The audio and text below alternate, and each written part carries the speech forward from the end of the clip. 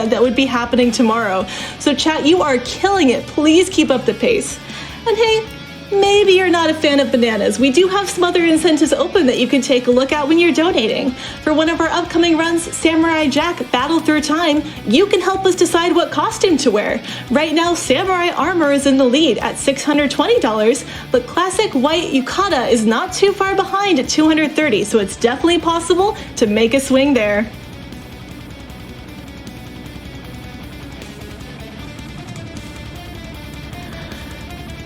Oh, this donation is cute. We have $25 from Haley, who just says, this donation is mainly so I can surprise my fiance. Hi, Mike. Love you. Hi, Mike. Hope you're having a great day. And with that, I think we're ready for our next run. Now, you've met him in an interview. You've seen his awesome hat. Now it's time for the any percent run of Dead Space 2 by none other than the well-named sharkhat87. Take it away. All right, welcome everybody. I am sharkhat87. I am joined by sharkhat87, and can the rest of my couch introduce themselves? Yeah, and I'm Waifu. And I'm LivingLooneyBin. All right, well, we got a little bit of a cutscene at the very beginning of the run, so we're gonna go ahead and get started here. So, time is going to start when I select the difficulty right here. So we wanna do a countdown from 5? Sure. All right. 5, 4, 3, 2, 1, go. All right, so this is Dead Space 2, the sequel to Dead Space. Do you guys want to talk a little bit about the just general story of the game at the beginning here, while we're running through? So, Isaac escaped from all the zombies of the first game. Then he got picked up and put in an insane asylum for a couple of years because he was a bit traumatized and stuff from the events of the first game. They used his knowledge to make another marker, which made more zombies, and now he wakes up in an insane asylum and has to try and basically get out and figure out what's going on. Objective, survive, literally. Pretty much. Yeah, in the first part of the game, you start out in a straitjacket, so you can't even use your arms, you can't interact with anything. You're just trying to run and not die. Yeah. The main objective at the beginning is to just get cut out of the straitjacket because we can't really do, like they said, we can't really do anything until we do that. Thankfully, Isaac is Space MacGyver, so he doesn't even need his hands. He'll be fine. Yes, Isaac is an engineer, which means that he knows everything and can do everything. Exactly. One of the great engineers in gaming. There are many. Isaac is definitely up there. And so not too much happens during this first part of the game. We have some cutscene coming up. The guy named Edgar, he's going to cut us out of the straitjacket, and then right after that, we'll start getting into some of the first small glitches at the beginning of the game. So now we're going to just sit here and watch this cutscene. This cutscene gets memed a lot in the Dead Space speedrunning community just because of how many times you see it. And it's in every single category too, so you can't escape it. We have not found a way around this cutscene. You just have to watch it every time. And since it's right at the beginning of the game, you see it a lot every time you reset. It used to be a lot worse. We used to also watch a 3-minute and 40-second intro cutscene before you gain control. But thankfully, we've made some mods to make it so that you don't have to do that every reset. But you still gotta watch this one. Yeah, I suppose we didn't mention that, but the way that works is when you start the game, there's a value in memory that sets your new game checkpoint. So we just set that to be the one right after the cutscene. Because we didn't start time until you gain control of Isaac anyway, and you don't gain control of Isaac until after that really long cutscene. So we figured there was no point in sitting there watching it every time. Yes. Also, we could have soft locked the game in about the first 7 seconds if an enemy knocks a certain chair over in the doorway. Fortunately, it didn't happen. I wasn't going to mention it unless it happened. No, it didn't happen, so we're good. Yeah, there are a lot of problems that you will run into in this game with just items getting in your way. Like the collision in this game can be a little weird sometimes, and it's very easy to get stuck in just really weird spots. Yeah. So Edgar's cut us out of the straitjacket, and he's given us the flashlight. So the flashlight turns into your gun later on, but the flashlight's actually really broken, and you'll see that in a bit coming up. But first we got a little bit more dialogue and this elevator. Just doing some melee cancels to pass the time. Yeah, this game is very much a cinematic, like, on-rails experience. and we even selected the casual difficulty, so this might be a pretty casual stroll, but this game is broken. Like 90% of the tricks and skips are there to skip unskippable cutscenes and big dialogue sequences and stuff like that. First little trick there, he actually boosted up over the tables, and now he's going to open up the restore health tutorial that he got when he picked up the flashlight. So what happens is if you open the restore health tutorial in chapter 1, it spawns a second flashlight over at the locker where you initially picked it up, and you can pick it up from any range. And when you pick it up, it will cancel whatever animation you're currently in and like give you another flashlight. Unfortunately, we can't use it too much because it'll get rid of kinesis once we get kinesis, but it's really handy to skip a few cinematics, and he'll be doing it again in a second when he gets out I'll of let you the see. I'll let you see how it breaks the camera on this one, so we have to checkpoint restart. I'll let you see that here. So Yeah, it's called flashlight duplication, and those are the only 2 times that we do it. yeah, unfortunately, we can't use it after chapter 1 because you can only do it while chapter 1 is still loaded, and also it breaks kinesis. So that is And you need kinesis pretty to important. progress. Yes. So, Yeah. speaking of kinesis, he's getting it here. This lets you pick up items and throw them. It's buffed in Dead Space 2 compared to the first game. Now you can pick up spikes and throw them at enemies, and it deals a lot of damage, and that's pretty crucial to killing some enemies. But there's not a lot of combat in this run, as you'll see. Yeah, there are some combat rooms, and they tend to be pretty difficult to optimize, but there's not a ton of them. They're pretty spread out. Waifu, you want to go ahead and start explaining stasis skip here? Okay, so this skip is really cool. There's a lot of those big unskippable cutscenes in this area, and even a section where it's RNG, where the enemies come out of, and you got to kill them all while you're waiting for a guy Strauss to open a door for you. And but we're just gonna skip all of that because this game is super broken. So basically, he pushed this enemy with kinesis into the next room, and his AI just completely breaks because he's not supposed to be in this room ever. So he's just gonna AFK there and stand there. And Sharkhat's gonna open the door next to him, and the door's gonna stay open because the enemy is in the doorway. And the way that this game loads in what area you're supposed to be on is dependent on the doorways, because the entire world is on one map, so you can technically go anywhere in the game from the same world space. So the way that it deals with that, not having too much information loaded, especially for running on like PS3s and stuff way back in the day, is that each doorway barricades the loading. So when a door closes, the stuff behind that door deloads. And so there's 3 levels of deloads. Currently, he's in a fully loaded room. That's a level 1 load.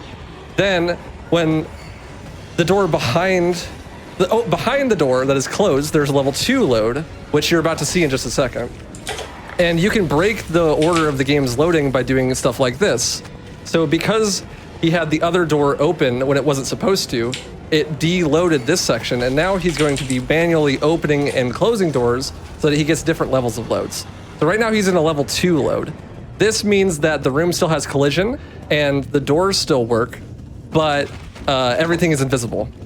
And right now he's in a level 1 load, but this door is deloaded. And so what he's gonna do is jump through the doorway, and he's gonna do a setup for a trick that I made here, and he's gonna do a door dive. So basically what this is, he's doing a very precise lineup, and he's gonna run into the black space of death. And he's gonna pause buffer the game and spam open door while facing the right direction. And since the doors are still loaded in this area, he's gonna hit the door frame of that door, and he's gonna open it. And when that happens, it loads the level into a level 2 load. So what was previously a level 3 load, which is completely deloaded, the only thing that is loaded is the doors and the checkpoint triggers, is now a level 2 load because he opened the door.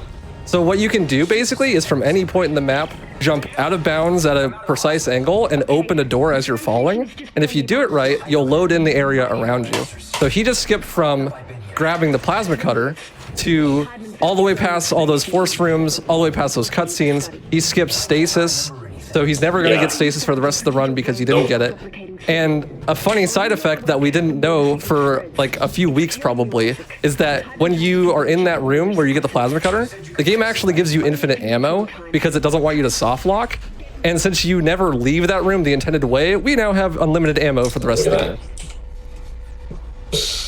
Kyle, you want to talk a little bit about what we just saw there? Yeah, so what you just saw was we spliced the GDQ symbol into those monitors. Normally it's just supposed to be a picture of Tideman, who's the guy who's in charge of this space facility. But after many months of very laborious work, we managed to figure out how to replace the video in the game with whatever we wanted.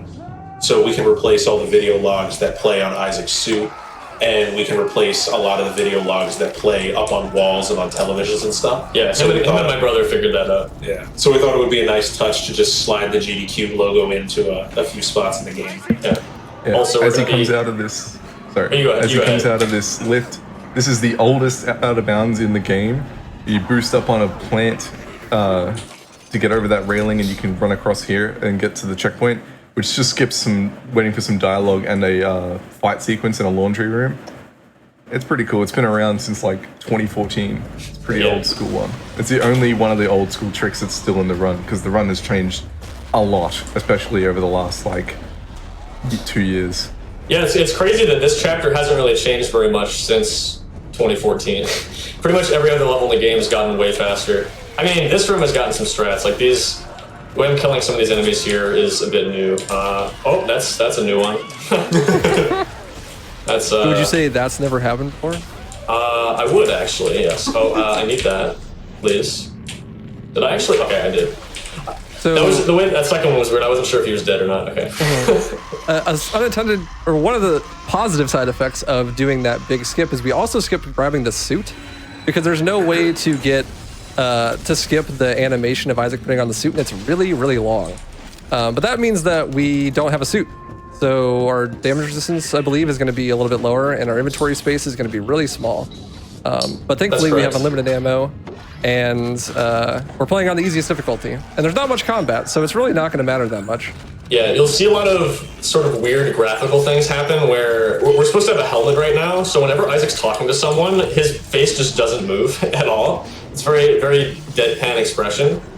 Or, for example, I'm going to be flying in a zero-G area here soon. You'll just see a bunch of, like effects coming out of his boots as if he's like flying through space, but it's just regular, good old hospital boots.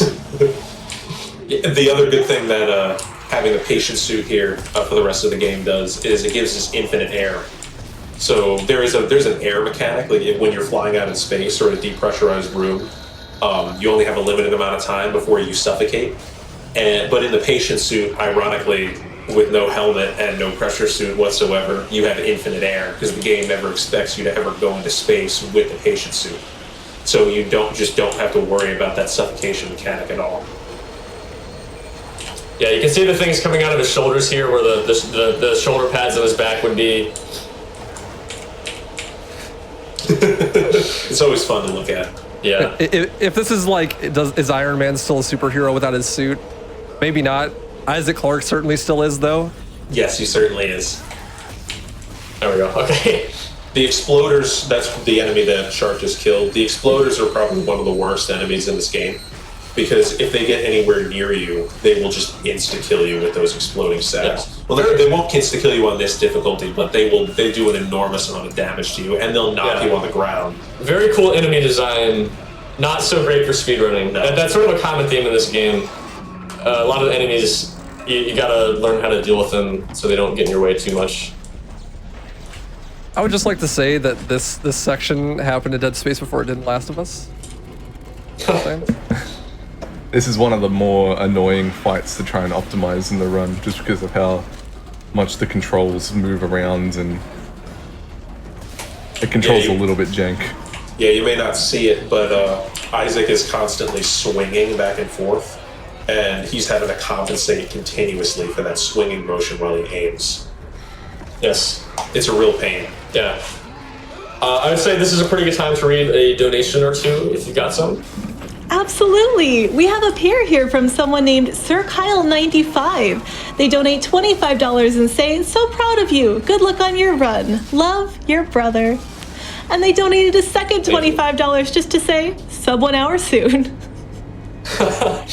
Thank you. We also have $15 from Reset Praderas, who says, "First time donation. I love Dead Space. Hope everyone is having fun, and let's stop cancer together. P.S. Great hat. Smiley face." Awesome. You got time for another one. Will do. We have $15 from Lantern0315, who says, good luck in the run. I expect to see a PB this run by at least 10 minutes. Good luck. This $15 goes to save the necromorphs. Thank you, Lantern. I don't think these necromorphs can be saved. I think the Fortniters are not going to be allowed to take our V-Bucks this time. Yeah. So the way this room works is that elevator over there is locked until you kill the last enemy. So we're just trying to do that as quickly as possible. But then if we get in the elevator, it gets to its destination and just sort of sits there until this dialogue's done. So I actually have some time to do some shopping here. And like we mentioned, I have infinite ammo, or infinite reloads rather, so I actually can't use ammo. It's basically just money at this point, so I just sell all my ammo at any opportunity. And I'm also picking up the javelin gun and the line gun. We're not going to be holding on to javelin for that long. It's really just for one fight. Makes it pretty quick. But the line gun is very broken. It's going to let us do a lot of... The alt fire on it, the timed mine is super busted. Yeah, the alt fire for the line gun. Oh, wait. If you want to look at these billboards. Yeah, if anyone saw the DS1 run, the line gun makes its triumphant return as a very broken weapon. Yes. For doing out-of-bounds tricks. Yeah. Yeah, its alternate fire is it lets you place a timed mine, which sits on the ground, or actually it'll attach to any surface, including objects that you can pick up and move around. Mm-hmm. So there's a lot of things that you can break by doing that. And you can also clip it through walls, or through certain doors. You can launch time mines through doors into areas that you wouldn't otherwise be able to get into. And we exploit a little bit of that too. Yeah. Yeah, these elevators in this game are weird too, by the way. I just wanted to mention. This one actually does go straight up, but most elevators in this game are sort of like the Willy Wonka elevator, where it just goes sideways, up and down, diagonally. It just kind of goes all over the place. It usually doesn't make much sense to where the game is trying to tell you that you're going. There's going to be one later where the character Dana is telling us you've reached the top of the church, but we actually go down to the lowest point of the entire level. So it's just kind of funny how that works out. Oh, I should mention here, so there's a few tricks in the game where we lower our FPS down to below 30. So we're going to be dropping to about 5 FPS for just a second or two, so don't worry, the stream is not lagging. That's all that's going on. It'll only be for a few seconds. It'll happen a few times in the run, I'll mention it. But using low FPS, we can do what's called a save station clip here. Almost fell there, okay. Alright, so we use that to skip a little fight and get into the 0G early. And then I'm going to attempt to load this door in here, which is slightly faster than hitting the checkpoint. Alright, we got it. Nice. You can see a good example of him opening the door to load in the level there. Because he just came out of the 0G and it opened, and he used spamming interact on the scroll wheel on his mouse so that he could open the door before he fell past it. And if you do that too slow, then you'll get like stuck inside the floor and fall to your death and stuff. It's not free. Like you definitely can mess those up. Yeah. So it helps that the game will continue to load things even if you pause the game. So we do that a lot where we'll like cause something to start loading and then we'll pause the game so it loads around us so we don't like fly past it before it loads. Yeah. And one thing to note about that trick is in regular speedruns we would actually hit the checkpoint and reload instead, and that's because the game's timed without loads. So obviously for the marathon we're doing a few things that are faster in real time because the load screens in this game take about 10 seconds. It's just a minimum. If it can quick load like it's going to here when I checkpoint restart, but if you get a long load it's usually at least 10 seconds. So in that case, for this setting, it's faster for me to just open the door. And it looks cooler too, I think. So speaking of deloading the level, we can call this elevator button from the outside, and it's going to deload the top floor, so we can just drop to the bottom, hit a checkpoint, and skip the little elevator ride.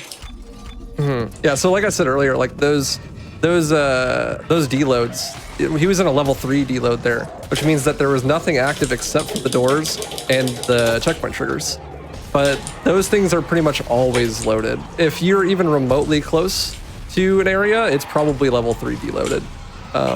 Which means that anywhere in the map where you can get close enough and you can get out of bounds, you can essentially sequence break to those areas as long as you can hit a door or a checkpoint trigger. And we're going to see that be used really huge here for what's called Chapter 4-5 skip, where we're going to be skipping from the very beginning of Chapter 4, which is going to start right now, all the way to like very deep into Chapter 5. Dana, the Church of Unitology? Yeah, so this skip is gonna make use of the line gun alternate fire clipping through a door. Oh, well, I'm actually doing a slightly different. Well, I can show that one too off, I guess. Well, no, do it however you're gonna do it. Okay. I'll just adapt So what I'm this saying. level is unique in the game in that it's built kind of like it's got these doors with fuses on them that you can break and use it to backtrack. But Shark's gonna use it by breaking the fuse through the door to be able to just skip ahead. So he's just gonna try and get through this door here. The chapters are more like suggestions. The game loads stuff in big maps, and it usually loads more than one chapter at once. Sometimes it loads only one, but in this case, chapters 4 and 5 are loaded at the same time, which is why we can skip from chapter 4 into chapter 5. And chapter 5 is like literally just below this room. So he's going to get onto the table, which is going to push him through the floor, which will get him out of bounds, and he's going to climb up the wall to get on top of the map. And then he's going to do what's called a stomp launch, where if you stomp off the edge, you'll get more speed than just running off. And then he's going to do another door dive, where he interacts with the door and pauses the game to let the level load around him. And then, so now he's loaded into chapter 5 and skipped all of chapters 4 and pretty much all of chapter 5. That's a really tough trick. That's probably one of the harder ones in the run. Oops. There we go. And that table clip is especially difficult because when you climb on top of a table in this game, the game tries to push you off of it because it just doesn't like it when you're on top of the table. So we can use that to our advantage by flipping the table upside down. And then when the table tries to push you off of it, it clips you through the floor and you can drop below the map.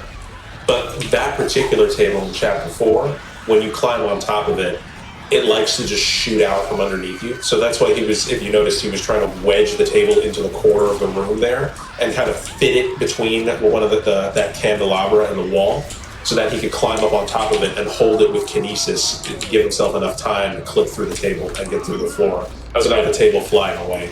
Did you see that one guy in the bottom try to juke me? He kind of did jump in. So I I was about to shoot him, and then I was like, it looks like he's going to do something. So I waited, and he jumped, and then I slipped off.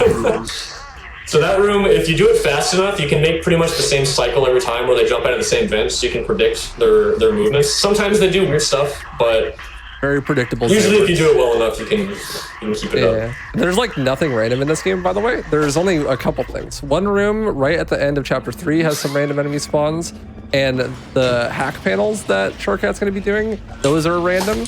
But besides that, there's essentially no randomness like in the entire run. It's all execution. Yeah.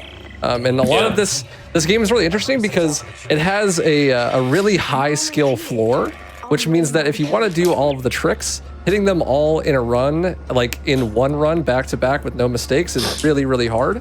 But then after you do that, it becomes a lot about like small movement optimizations and making sure that like you hit your shots really fast in the rooms that it matters.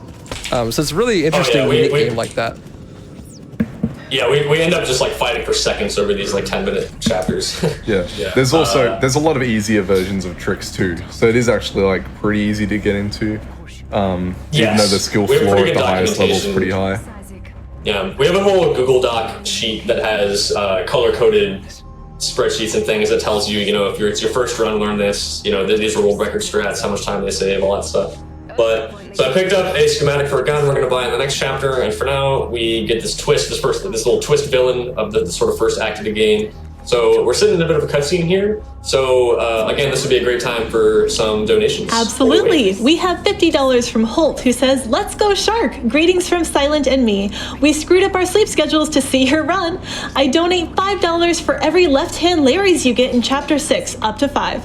For Looney, Chapter 10 For Looney, Chapter 10 Safe Station clip is called Boom Bada Bing Boom Clip. No further discussion. Smiley face. Hashtag we love you." Thank you, Holden Silent. And we have $25 from Topher Cakes, who says, "The real reason that Shark plays in the patient suit the whole time is because his skills are sick. I'll donate $25 more. I'll donate $25 more if you dab when you kill Tiedemann." Ooh. All right, you got it. We also have $50 from Z, who says, "Dead Space 2 is one of my favorite games of all time. Good luck." And a quick $5 from Lightstream Gray, who just says, "Pogo," all caps. Pogo. Thank you. You got time for one or two more, I think? Absolutely. We have $250 from Ninja Kid, who says, every year I'm inspired by the generosity and put in awe by the talent at AGDQ and the speedrunning community as a whole. So let's start the marathon and the year off strong. Hyped for Risk of Rain 2, It Takes Two, Dark Souls, and so much more. If we go fast and go far, we'll meet the end of cancer in no time. Cheers from Australia. And we have $250 from Sparrow the Spider, who says, a haiku. Make us whole, Isaac. Dead flowers are blooming now on Ishimura. Thank you for that lovely poem. Are there any other poets out there? Would love to see some more poetry in the donations. Time for... All right, fantastic. Oh, sorry, one second. Thank you so much for the donations, everybody. We're going to be doing another trick right here called Tormentor Phase 2 skip. Let's see if I can get it first. Okay, first try, let's go. Nice. Okay, so that explosive on the ship is something you're supposed to shoot during the second phase of the fight, and it loads in the next level, but if you time your shot right, you can actually snipe it during the cutscene. Alright, sick. This game is really cool. It's got so many things where it's like, we literally just sitting in the Discord like, hey, I wonder if this works, and you try it and it just does. Like that's a perfect example. And also camera locks. Okay, we gotta wait for another minute here, so if you want to read a few more, this would be a good time too. Definitely. We have $10 from Radish, who says, hello, Shark and Couch. A year and a half ago, I joined this community looking to speedrun Dead Space 2 and get my mind off of my depression and anxiety. I didn't know it at the time, but I would end up falling in love with the run and the community. I consider myself extremely lucky to be friends with everyone in the community, and am very glad that I have stuck with it since. Good luck on the run. I know you are going to kill it. Thank you for that sweet donation. Thank you so much, Radish. Thank you, Radish. Thank you so much, man. And we have $10 from Ultimate Draw, who says, I was always too afraid to play Dead Space when I was younger, but I think 10 years after the game's release, I should be able to handle it. Good luck to Sharkhat on the run. Money goes to Super Monkey Ball. And we're making some progress there, but we've got a long way to go. So chat, please keep those donations rolling in. Alright, so just like in Chapter 3, so this room is actually pretty much the same room as Chapter 3. So again, he can call the elevator from outside, but it's a little bit different because there's no checkpoint, so he has to make sure he falls into the level and then pauses so the level loads around him. And this room's on a timer once you kill the first, the enemy's called the Pregnant because it's got like other enemies in its stomach. And he's going to buy a weapon that not very many people use in their casual runs, the Detonator. This gun used to be like pivotal to the run. Now he's going to use it only in this chapter, I think. I think I fire it 3 times. Yeah, but it's... Yeah. The Detonator, for those who may not have used it when they played, it puts down like mines. It's actually really broken to be used as a grenade launcher, but you have to be really careful not to accidentally kill yourself with it, because if you shoot an enemy too close to you, you will die. But it does a lot of damage. Even on the easiest difficulty, it does a lot of splash damage, and it has a wide radius. Yeah, but if you space it properly, it is very broken. And the fact that you can lay traps with it is also very useful, which we're going to be using in just a minute or two here. Yeah, so the enemy that he's about to fight is they're called stalkers, but they are a little bit more difficult of an enemy type because they'll hide in a room with a bunch of obstacles, and then they'll charge at you at random intervals. And so normally what you're supposed to do is you're supposed to just camp and wait for them to all charge at you and then kill them one at a time, but that takes forever.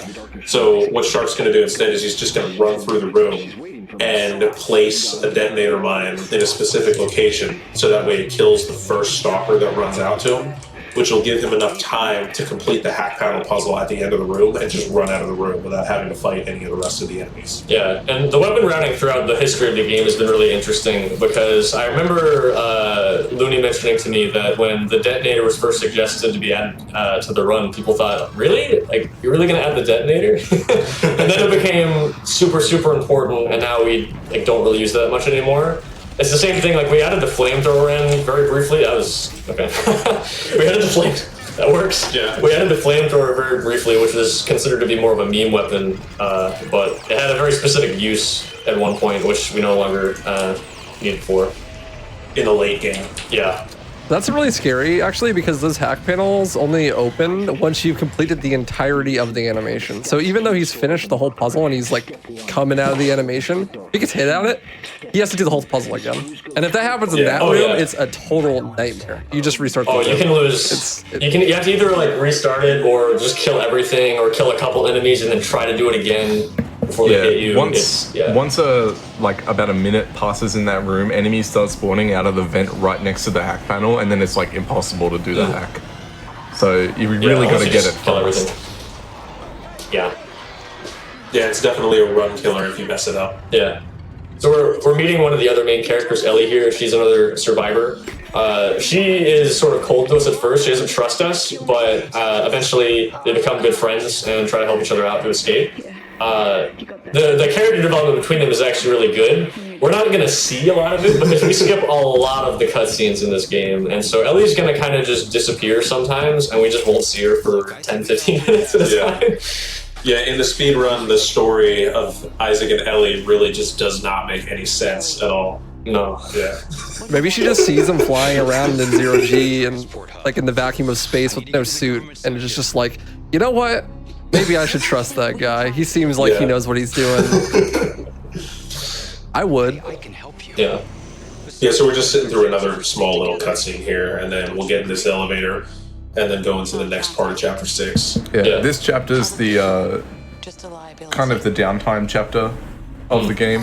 It's definitely the slowest paced, but there are some cool stuff coming up.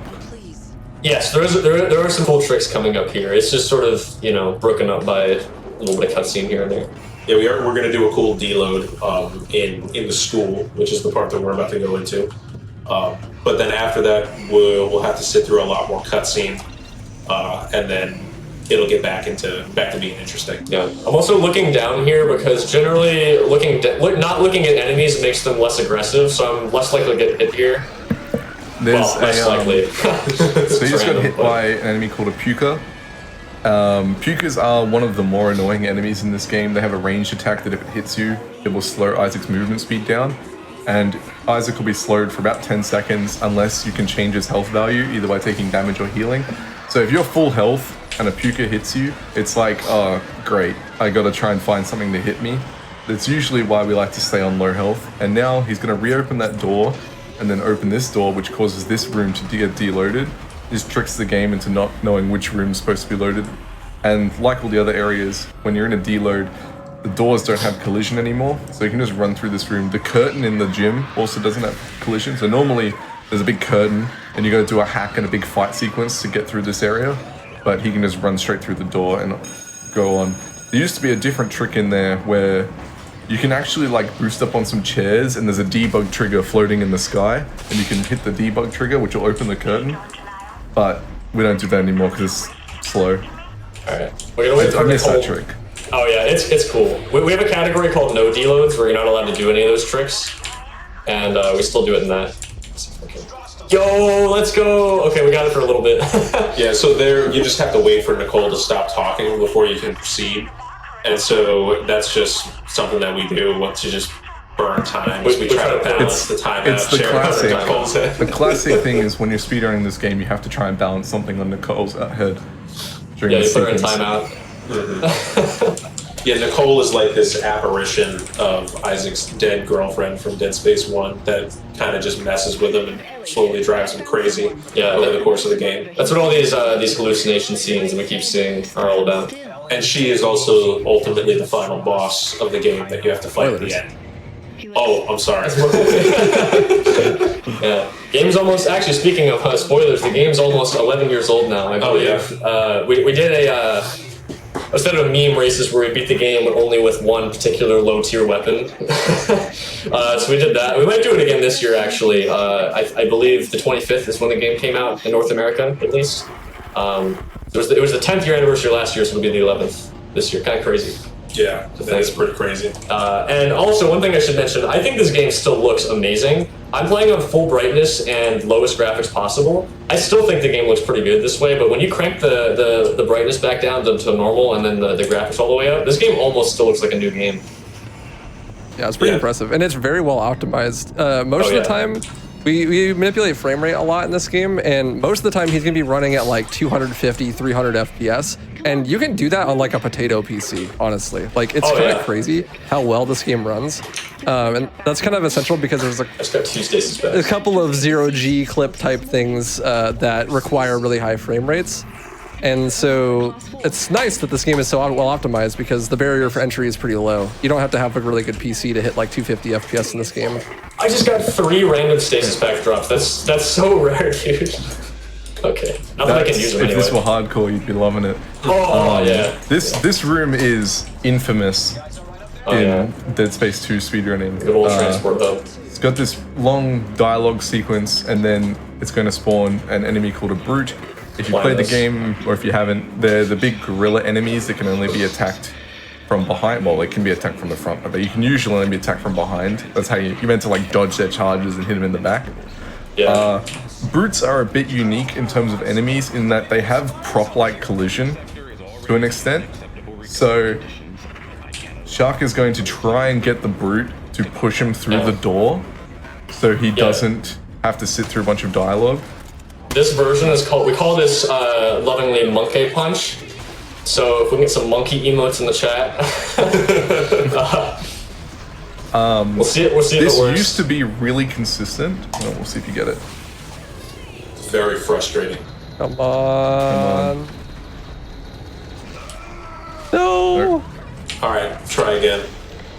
Right, he can try a few times. He almost got it that time.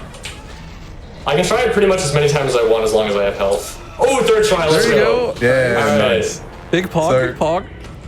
This used to be really consistent. If you have stasis, it's really easy. Because you can you can manipulate the brute's movements really easily with stasis and get into like just run past you and push you through the door. But because we skip stasis, we have to get him to punch him through the door. And the punching, if he punches you, I think it's with what, his right arm? Yeah, right on works? clips. So if he punches you with the right arm, it works. Left arm sometimes works, but usually doesn't. And it's random which arm he punches you with. So Yeah. it can be a little annoying. There's another version that I try to do sometimes that is a little more consistent, but then sometimes it's not, so I don't know. Well, so we're going This to is be the doing best dialogue in the game, just saying. Oh, yes. So As now, you click I'll on let the this bounds, play as it out. goes. Yeah. I'm heading outside to have a look. This is chapter 7 skip, and this is one of the older skips that was found a while ago. This was probably right when you and I started, Yeah, actually. right when you and I May started. 2020. Yeah. So what he's doing is he did what's called a wiggle clip to get out of the room into this out of bounds area, and then he's going to fly all the way up to the top of the map. And normally, what you're supposed to do in this chapter is you're supposed to ride this elevator up to this really high Z coordinate value, and then complete all this an entire chapter, all of chapter 7, and then you fall all the way back down to where the rest of the game is. But so what he's going to do is he's just going to wiggle clip out, climb to the top of the map, and then line up on some textures from below, and then jump and fall all the way down and hit the checkpoint at the end of the chapter, and it just skips the And the entire most beautiful chapter. thing is I don't know if I got it until it loads in. And we got it. And First you got try, it. let's go. Nice. So now we're at the That end skips of pretty chapter hard. 7. It is. That skips Yeah. kind of annoying. Basically, the zero Gs are big boxes, and so he has to fly to the top of the box and line up, and then fly out of the box. So he loses 0G and starts falling. You can't just like fly to the checkpoint, unfortunately, because it's not inside the 0G box. Yeah, and you're not actually supposed to be able to get into this store either, by the way. So it turns out there's a separate trigger that locks the door, but also starts this auto scroller. So we hit the one that starts the auto scroller, but not locks the door. So we just get back into the store and we can shop while we wait for Ellie to unlock the door for us. Yeah, so we have to wait for a fixed amount of time before we can proceed. Yeah. So he's just doing some trading. So if you've played the game, this that skips the entire solar array section, where you go up and you have to like fix the solar array. That whole section, it takes like 10 minutes. Yeah, I think that's the biggest skip in the game, right? It's huge. It's pretty close. It says Depends like 9 on how minutes. you count drill skip, I guess. That's true. Yeah. Yeah, because if you count like the 3 skips that add up for drill skip, that's the biggest. But I think by itself, it's either engineering deck or this. It skips it's the engineering entirety deck. of chapter 7, which is one of the longer chapters in the game. Yeah. And it skips a lot. The nice thing was, it skips a lot of auto scrollers.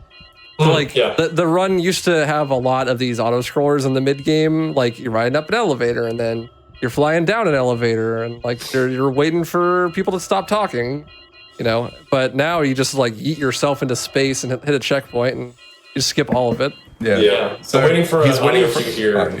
Yeah. So after she says this last line, I'm gonna wait a second or two, and then I can head out the door. We used to look at our air timer when it said 45, you would go, but again, you'll notice I don't have an air timer because the patient suit is immune to vacuums for some reason. It's weird. You can't save the game normally, even when there's a vacuum, but with the patient suit you can. Yeah. So They just never anticipated you to be running around in a vacuum with the patient suit, so they never built any He of that. stays inside that area to avoid the big fight sequence. Normally, you go into there, the room locks, and then the vacuum starts, and there's heaps of enemies. It's just safer to stay in there. You can actually just run around in circles around the room, and the enemies will never catch you, which is what we used to do. And it's very funny to watch you just running around in circles around this big room, the whole crew of necromorphs chasing you. That's what Kyle and I used to do. Actually, we used to watch this guy on YouTube named Major Slack, and that's how him and I got into Dead Space. Actually, he made these hardcore tutorials, and that was a Slack strat I remember that him and I used to do. So shout out to that. Shout out to him. Yeah, shout out to Major Slack, wherever he is these days. Yeah. All right, so we're finishing up a cutscene here. So if you want to read, I'd say like 2 donations, maybe. 2 donations, you've got it. We have $250 from Mamoru the Tiger, who says, had to donate during one of my husband's favorite games. Seeing this loading manipulation and unlocking unlimited ammo is nuts. Great run so far, keep it up. Let's blast cancer out of an airlock. Heart. P.S. Engineers know a lot. I'm about to have a degree in it. Oh, congrats, Mamoru.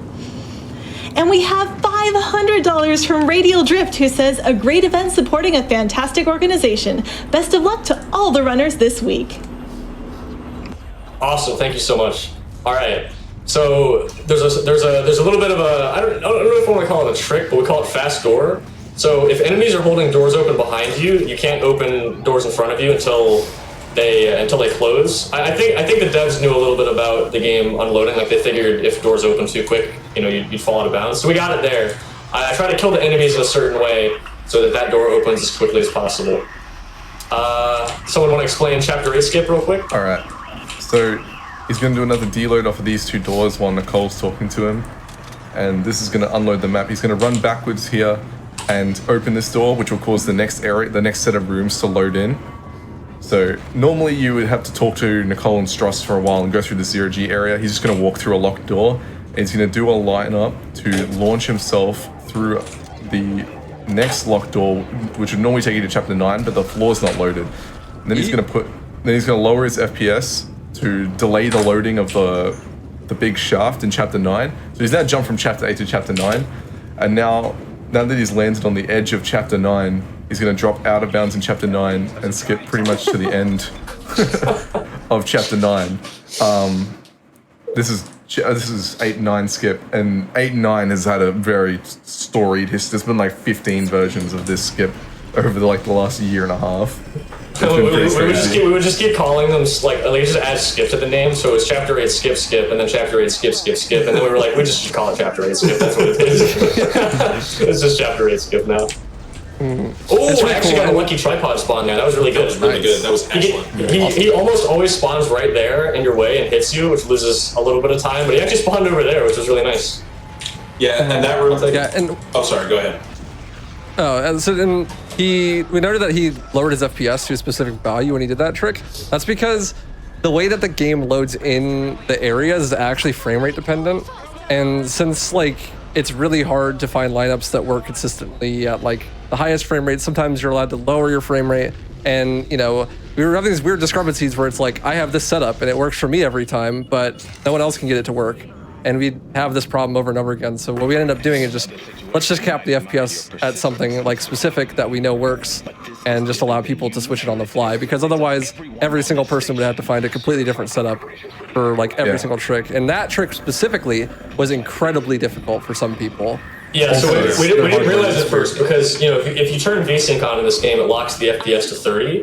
But what we realized was that that it's also dependent. The loads are dependent on your hardware. So for some people, the wall would load in too fast and they get bounced off, and we just thought, oh, maybe these people are just doing it wrong. We're not sure why it's not working. And then we realized that Also, none of us have mentioned it, but there are 2 Ellies and 2 Strasses because he skipped he jumped over the lift in the tripod room, which skips a trigger to unload one of the sets of Ellies and Strasses and sets up the other one for the cutscene. But because he skipped it, it leaves the other set there. Yeah. And so there's 2 Ellies and Strasses in the tram. Yeah. There's just a lot of stuff. Oh wait, he's gonna say the line. Hold on. Yep. There we go. So he said the line. Okay. He's full of bad ideas. Yeah. There's a lot of things to explain in this game. Sometimes it goes by really fast. So now he's about to go into the USG Ishimura from Dead Space 1, which I'm sure anybody who's seen Dead Space 1 Unfortunately, will no pulse remember. rifles. Unfortunately, no pulse boosting in this game. No. But he's gonna do a really interesting skip here called Engineering Deck Skip, where he's going to clip off of a lift and then run around to another part of the flight deck that he's not supposed to be at. And then once he gets there, he's going to jump off of a ledge, do another door dive into the medical deck. But when he enters the medical deck, he's going to be in a deloaded state. And then he's going to be able to skip most of the medical deck by this just skip running is pretty through crazy. the dark Chapter again. 10 is gonna fly by. And this used to be it's gonna be the really longest fast. chapter in the game. I still can't believe this is real. I remember Looney saying, hey, I think medical deck is over here and flight deck at the beginning. And I just thought, there's no way. There's no way, dude. This is a fairly new trick. Yeah. I can't remember when I found it. I think like late summer, early fall last year, I want to say. Yeah, a few months ago. Yeah. And this is another chapter that's gone through a lot of evolution throughout the course of speedrunning this game. Yeah. So he clipped off the lift and he's going over to the end of the flight deck. There's actually just a hole in the wall. So he's going to set up a line gun, put a line gun mine behind him to launch himself into the abyss and then open a door in the medical deck, which is like near the end of chapter 10 as he's falling. But the level won't load properly. So he's gonna open it into a deload, which will let him skip even more content in the medical deck. Basically, he's cheating. Oh yeah. There we go. I aimed a little more right there to make that a little bit more... Cheating without any cheats. Yes, There we go. exactly. So So, yeah, I so could he's have open- landed on the other side of the door, but I wanted to be safe, so... So now he's in the medical deck, and much closer to the end of the chapter, and he's also in a deloaded state. So he's going to skip most of what he would normally have to do. Yeah, in so this you can like chapter as skip well. that hack panel, for example. Yeah, and I turned high graphics on because the flares option for high graphics makes some of these lights appear that normally wouldn't be here. I don't know how well you can see them on stream, but it makes it easier to see where I'm going. So you can see Yeah, him this chapter running is backwards definitely- through some areas and opening doors like that.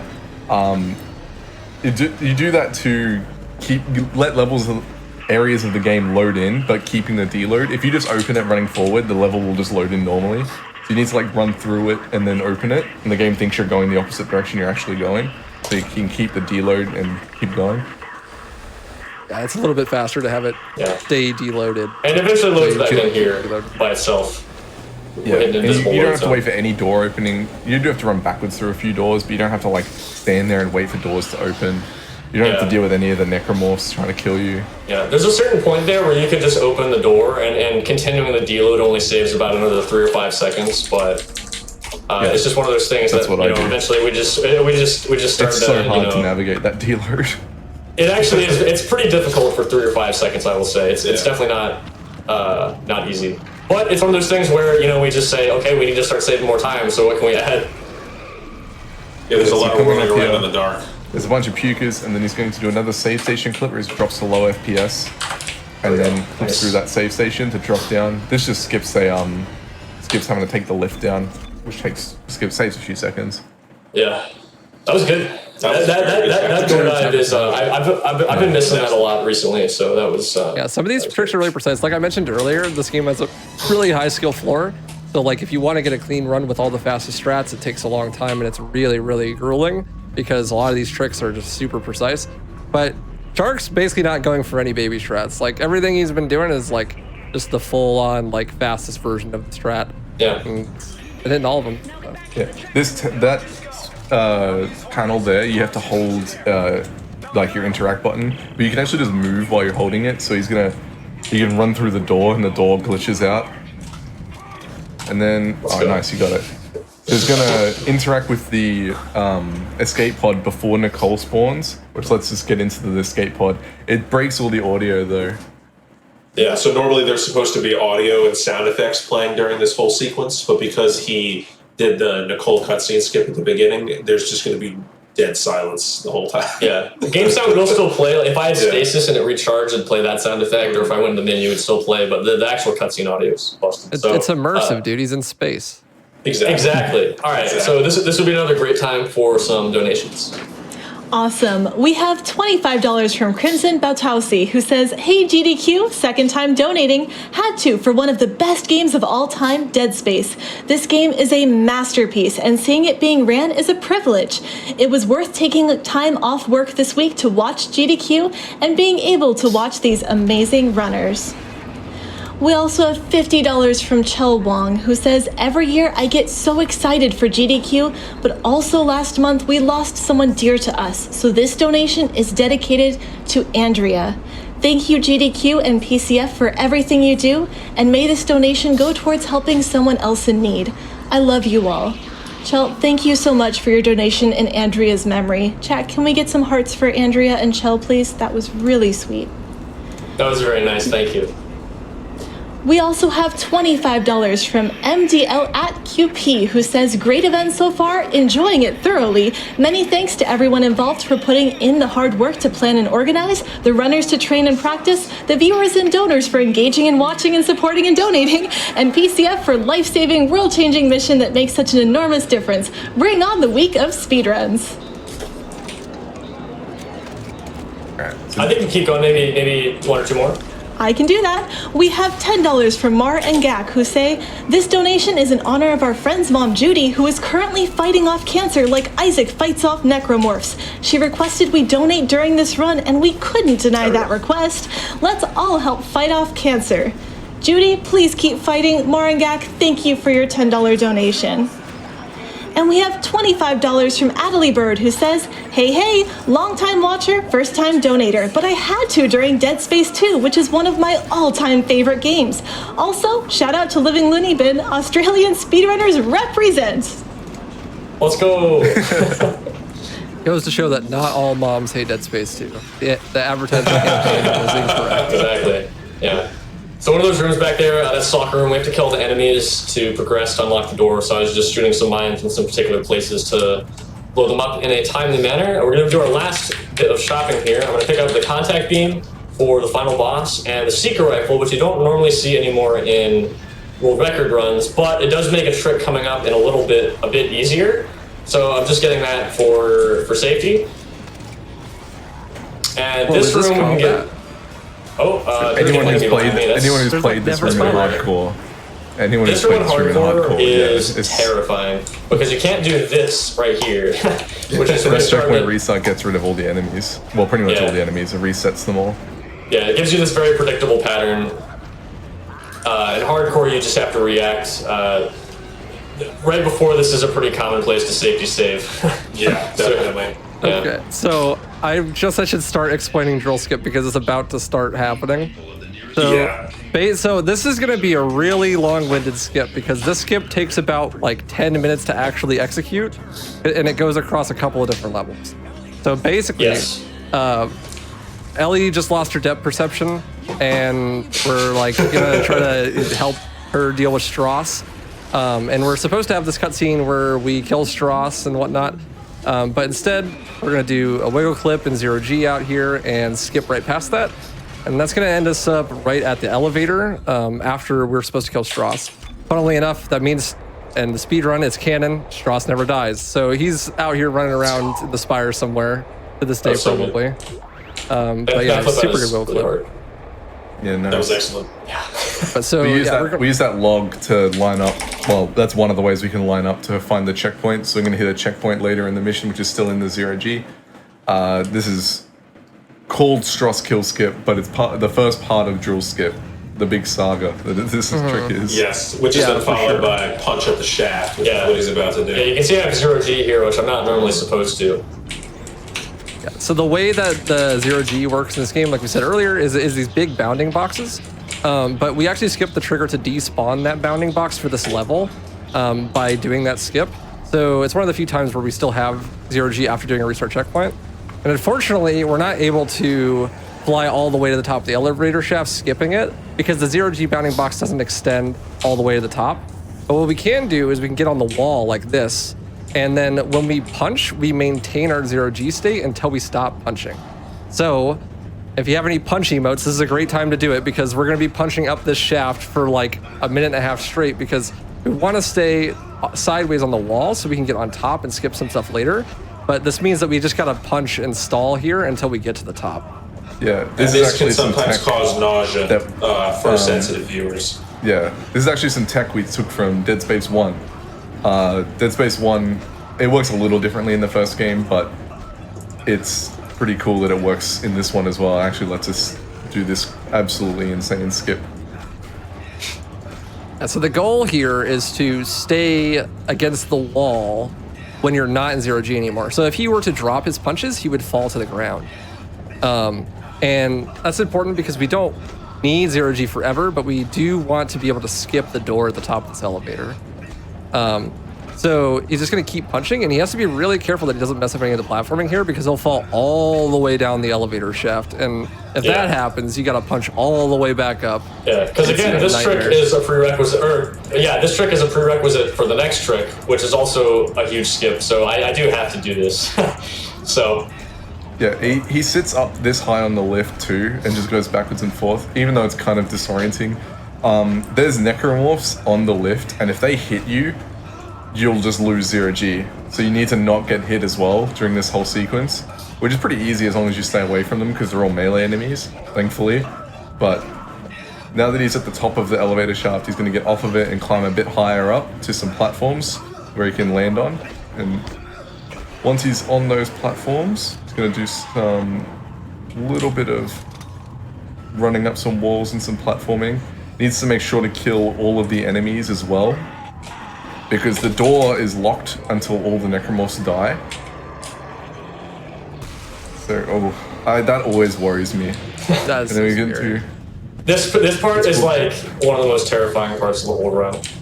If you drop this, you have to go all the way back down to the bottom of the elevator shaft and then back We up. got it. Oh my god, cool. okay. You should have got it, and that's going to set up the next part of the trick. So that is a prerequisite to do this part of the trick. So the way that it works is when you enter a cutscene or certain doors that start cutscenes, the game actually puts you in an invincible state so that you can't die during the cutscene. And we skipped a cutscene where Nicole and Isaac make up and are now boyfriend and girlfriend again in that door frame. But as you just saw, he just blew himself up with a mine, and he didn't take any damage, because while the cutscene was skipped because he's in chapter 12 now instead of chapter 11, the invincibility trigger never despawned. So now, not only do we have unlimited ammo, but we're also invincible. And this is going to be really, really important, because you can actually die from falling too much. If you fall far enough, you'll die. And we don't want that to happen, because what we're going to set up here is to skip this big auto-scroller section coming up called the drill. And in order to do that, we're going to need to fall really, really far. Yeah. Just at the start of this area, he went over a railing to skip a cutscene with Ellie, and he just went to low FPS on that transport to clip off of it after getting the key. So now he's going to trigger the drill to start turning around, so we need to get on the drill in order to get off of it. This area, the next area is triggered by loading of the... Oh, you're actually going to hit the cutscene. Yeah. This is going to play two cutscenes on top of each other. Yeah, this is pretty funny, because the drill will just like go over you, and you'll be alright in the cutscene. Yeah, because you're invincible And you during can the see there's a cutscene. puker there. So the drill can't kill you, even though it spins around in a circle. And you kind of sequence break Ellie here, because we're supposed to watch the cutscene, so she's just also along for the ride while the drill goes through us. But yeah, so basically, like we said before, the entire map is loaded in some instances on the same area, right? So like if you can figure out where the next chapter is and it's loaded, then you can get there. And it turns out the next chapter is directly below us and like kind of far away to the side. But with all of these tricks set up on top of each other, if we get off of the drill, then the drill will reach the end of its destination. And when the drill reaches the end of its destination, that is what triggers the next level to load in. So, while we can't necessarily skip the entirety of riding the drill, we can skip a bunch of unskippable cutscenes that are after the drill. So what we're going to be doing here is we're going to take this little piece of geometry, and we're going to use it at 30 FPS to clip off the drill once we are on the drill's path. So he did it real easy there, and now he's going to do a really precise setup. This is called drill skip. Well, the last 10 minutes have been called drill skip, basically. But this is like the drill skip part of drill skip. So he's going to find a really precise angle to line up on using this gun right here. And so what's going to happen is when the drill gets far enough away, it's going to deload the area that we're in. Because the areas are not triggered by doors in this instance, they're triggered by the drill. So once the drill's far enough away, you fall. And then right when you land in the 0G, so when we did Strauss kill skip earlier, we made it so that the 0G bounding box is still there, and it persists forever, basically, as long as the next level is loaded in. So we fall into the 0G box, and that 0G box wouldn't be there. Yeah, go ahead. Yeah, the reason we got invincibility was because you can't survive that fall. That fall is too far. Normally the game will kill you after you fall about 80 coordinates. That's like 200 coordinates down. And so you need to like get invincibility so you can actually survive that fall. And now Shark's doing a specific set of movements to get right at the edge of the 0G, right where, like right pretty much above and just a little bit next to where a door in chapter 13 is going to be. But we have to wait till the drill to reach the end of the path for chapter 13 to load. So when he gets to the end here, he's going to stop moving, and we're going to wait for, what is it, like a minute and a half? Minute 45, something and a half, something like that. So I have my timer pulled up right now, and usually what we do is we use that as I mean, you can use whatever, but most people use their timer. So I know there's certain numbers here where once I hit those, I can start buffering my inputs.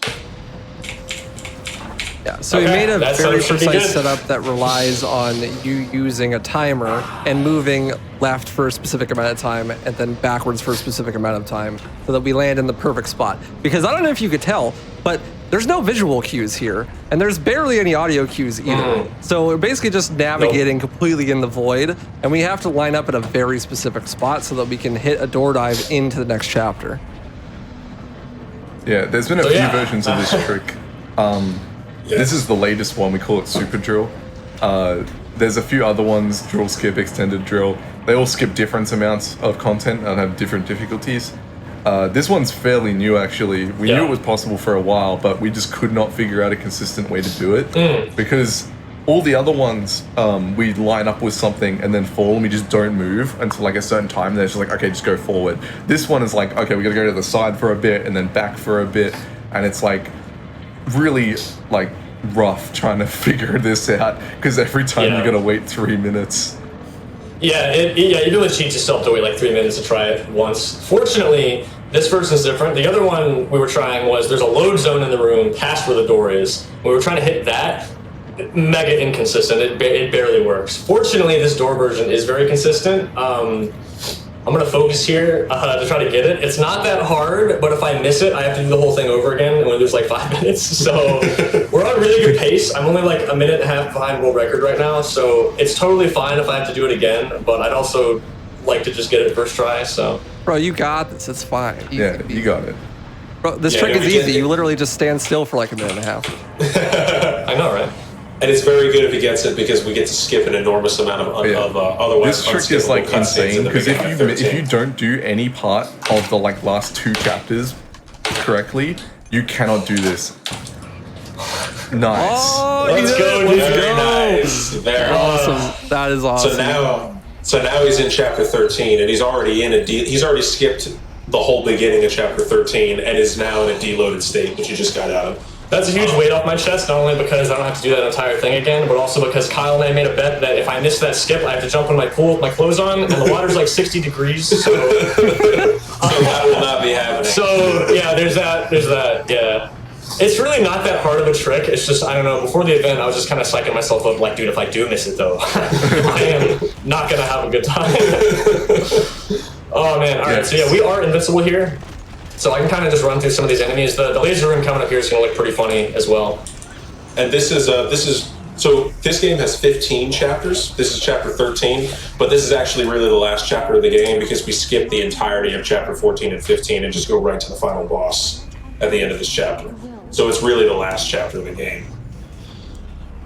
So again, the lasers are more of a suggestion when we're invincible, so I'm just going to do that. You have to make I do need to kill this enemy here. Yeah. Yeah, so there's a deload coming up where we need an enemy to hold the door open for us, but he won't spawn unless we kill that specific enemy. So as long as I take care of that, we should be fine. Just gonna look down to reduce the lag here. This next deload is insane to me that you can actually navigate this next room because I can barely navigate it when I can see. There's not a lot of visual cues here, unfortunately. So it honestly just takes a lot of practice. We'll see how we do. Well, first we gotta see, this guy can either charge us fast or slow. Yeah, we got fast charge, nice. That's usually what happens. When you get a slow charge, it's not a big deal, you just lose a few seconds. Yeah, so he kneecaps that enemy to hold the door open, and then he's gonna go open the other door, which gets the game confused, like all the other deloads, as to what levels are loaded, and now you can just manipulate the level loads. And so this next big room is all one big, like, load, it's all loaded at once. So he's going to run down really all of the stairs, and then through there's a door at the end that has a hack panel, and there's a brute that attacks you while you're trying to hack it. But you can just run through it now that it's all deloaded. But he has to navigate this whole room in the dark. And it's somewhat difficult because the geometry of this room is fairly complex. You have to run around a couple of loops and then go down several ramps and go through several doors throughout the whole process. So you get a bit of a hint here when this loads in, if you're totally just running into the wall or not, but that wasn't too bad. So now we're about to do 14-15 skip. Yeah, so this is going to skip the entirety of the last two levels pretty much, also known as eye poke skip. So I have my low FPS toggle here, and I'm going to attempt to hit this elevator button and get out of the elevator before the invisible wall that blocks me spawns That in. is not your stream dropping frames. That is the game screaming for help. Yes. Okay, that's good. I still have to hit the checkpoint though. So now as long as he hits this checkpoint, we will skip the last two chapters of the game and go right to the final boss. That was really short. Yeah. I made a We have save to do it again. Yeah, I made a safety save so I don't have to run all the way back from the last checkpoint. Yeah, okay. That's all right. You didn't see that. That's not a big This is deal. the first try. Yeah. So when you call this elevator, it loads all of chapters 14 and 15 because it's the last map file. So takes advantage, lands on the where you would do eye poke, and then he's going to do a lineup to hopefully hit a checkpoint at the end of chapter 15 because chapter 15 is right below the start of chapter 14. Not sure about that one. Okay, one more time. One more time. You know what third time. Yeah, this is definitely a tricky one sometimes. Yeah, this is a huge skip as well. But the thing that I really like about this skip is I always said that this game would never get into GDQ unless we skipped the eye poke. And then, you know what? It happened before we got into GDQ. So. Yeah. your eyes are all saved. There is no poking of eyes occurring today. Yeah. That one looked a little weird too. I'm not sure. Maybe just wait for the lift to go down, dude. Okay, so the version I'm trying to do right now saves about 8 seconds. There's a pretty easy one I can do instead. Okay, yeah, I'll just do that. Okay. All right. Do the freebie. Yeah, this one's really easy. I was trying to do the other one to show it off. It's just not cooperating with me right now, so that's okay. There we go. Okay, that'll work. Yeah, that looks really good. There we go. Yeah, so there's like this cutscene with Tideman and stuff, and then this Uber morph, and like you put a needle in your eyeball and stuff. But we don't do any of that now. We just go right to the boss. Mm-hmm. And now Isaac is gonna break dance. Yeah, we're gonna do a little bit of a swag strat on Tideman. Yeah, they dab. Yeah, is that gonna work? Yeah, you got it. Oh my god, nice. So that was totally unnecessary. That does not say at any time. Yeah, I'll zap him and don't forget to dab. Yeah, I will. So yeah, you can alt fire him, which is I guess a little bit of an Easter egg. It's actually like a tiny bit slower, but it does look pretty cool. So give him a new piercing. We'll do that. Yeah, I don't think those are allowed in the military. It's a pretty rough spot for. Kind of shocking. Oh, there goes the hat. There goes the hat. It does that. So this is where you think we've defeated the final antagonist of the game, so we're all good. And then Nicole pulls the sick Who's 180 Nicole? on us. Also, she's supposed to be loaded in here. Yeah, Nicole's supposed to be here talking to Isaac right now, but because we did 14-15 skip, he's just I think not it there. fits, man. Well, He's she's in the just not patient suit. there. You just like Yeah. you're just seeing things, dude. Nicole's not real. Nicole Like is just actually not there. real. Yeah. Oops. You get to see what Isaac actually Yeah, what there's everybody just else would nothing actually there. see. Yeah. So if you thought that, this game's run on casual, like that's kind of lame, I want more combat, this boss fight is literally killed in like 2 shots. And this is normally actually a very difficult boss fight.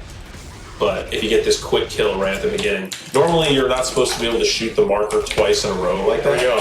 But Nice. if you hit Nicole quickly enough, you can get 2 shots in on the marker, which is enough to kill it instantly Yeah. and just end the boss fight. Just shut her down, take her elo. Time for a rank up. Yeah. So we got about 2 minutes left of cutscene before the end of the game. This run was really good. I think this is definitely gonna be sub 110 in-game time. RTA is usually about 4 minutes or 5 minutes slower because of loads. So yeah, this was really good. Besides I poke skip trolling me a little bit, that went up pretty much as well as it could have asked for. We can still die, by the way. There's a little flying sequence, but it's not hard. So while we're waiting here, I guess I'd like to just really quickly shout out the Dead Space community. And you all are amazing. We put in a lot of great work in this game. So thank you so much to all of you. If you guys have anything else to say or any donations after that, that'd be perfect. I have a few more I'd really like to get in before the end of the run, but I promise I'll be fast. We have go for it. yes, we have $5 from Osmorn, who says, I might have never played a Dead Space game, but I have seen a Sharkhat stream, and that alone is worth watching and donating to an amazing cause. Good luck on the run, Shark, your friend Oz. And we have $25 from Maxi Lobes, who says, Maxi here, I've been around for a long time and I've watched the horror speedrunning community grow a ton over the years. It's truly a treat to watch Sharkhat and the Dead Space community showing off their hard work. You're all doing great. Much love, GDQ Heart. Awesome. Yeah, well, here's another one. I'm crashing through the roof to get you. Fantastic. Thank you so much. Couch commentators, you guys have anything else you want to say? Thanks. Yeah, I mean, You don't really have to say this. this is pretty much the end of the game. Just have one last little fight sequence left. It's amazing to see this game at GDQ. Definitely not something I would have expected to see when I first started running this game a couple of years ago, and it's just been an amazing experience. Yeah, And definitely. I'm I glad to think have been part of it. back when I started running this game, like in 2019, it was just like Looney and like a couple other dudes, and it was like very not optimized, definitely not as broken, and we brought it down to sub 2, and it's just been really, really cool to see the community just consistently bring the game down and like find more and more stuff. And I've never been I'm part of a lot of speedrun communities, and this community is very special because honestly, like people don't even care that much about the actual runs or times. It's mostly like, Time, hey, just by the what way. can we do? Yeah, time, by the way. Yeah. Oh, time. Sorry, time. But yeah, like it's really cool to see the community Forgot be to say. so like discovery oriented. Like everyone just wants to find new stuff all the time and like break the game apart and make all these really awesome resources for people to get into it. And if you are at all interested in any of the Dead Space games, definitely go join the Discord from on speedrun.com, and there's a ton of awesome resources, and it's really cool to see people just continuing the lineage of optimizing Dead Space. It's really rad. Yeah, it's been great. Yeah. And like we said, the game is very easy to get into, and there's probably plenty more to find. I've been so. running the Sorry, what were you game gonna say, since buddy?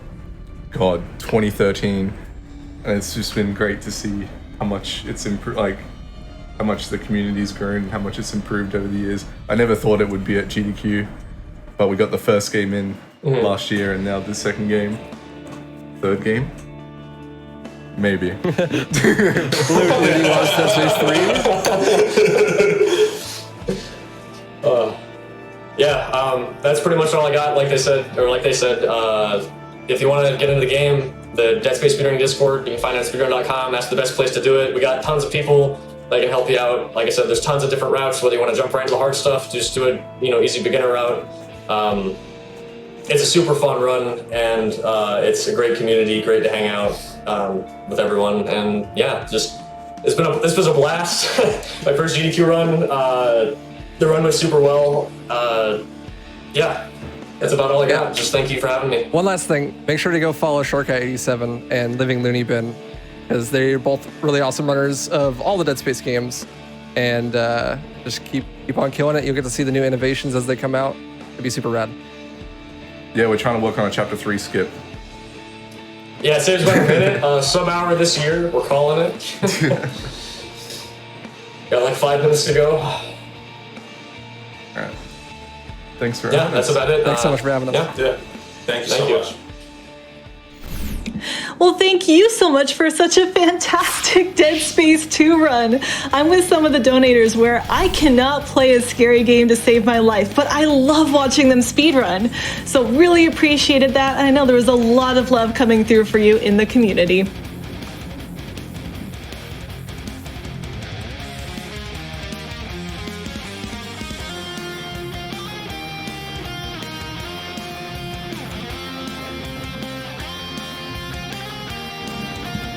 While we're getting things set up, we had, like I said, quite a few donations come through. We have $250 from Vortex Space, who just says, keep up the good work, guys. Thanks for that encouragement. We can all use more encouragement, I think.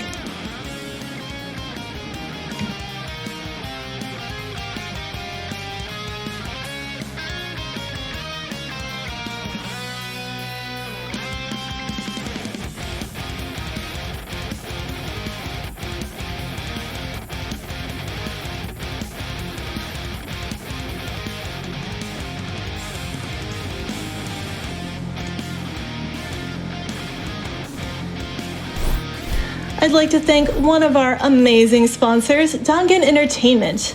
They're a publishing company striving to share amazing indie games with the world. We help indie developers publish their games on PC, Xbox, Nintendo Switch, PlayStation, and more. A growing catalog of over 25 games spanning a wide variety of genres. You can find out more at danganentertainment.com. That is DANGEN entertainment.com. And so yeah, if you have a PC, an Xbox, a Nintendo Switch, a PlayStation, or more than that, you should be able to find a game just for you. I know I love using GDQ events as a way to collect and try out new games, so definitely give their website a look if you're also looking for a new indie game to give a try.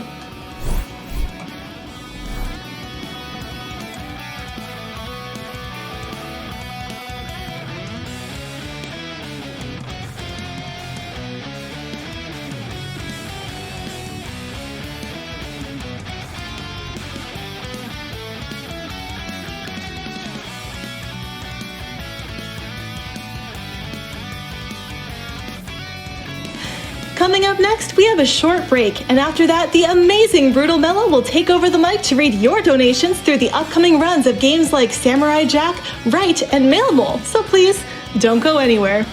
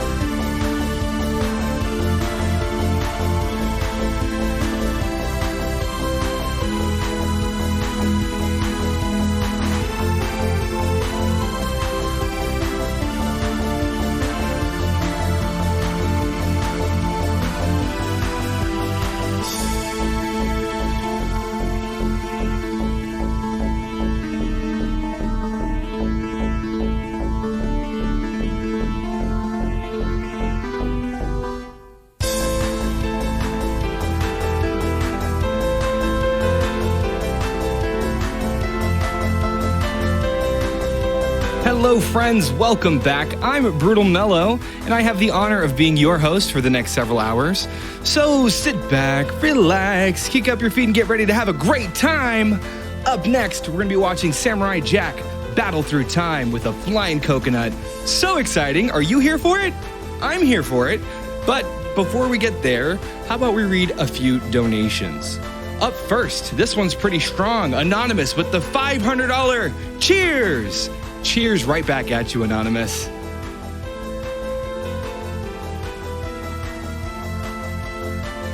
Thank you to John for your $25 donation. And they simply say, keep it up, everyone.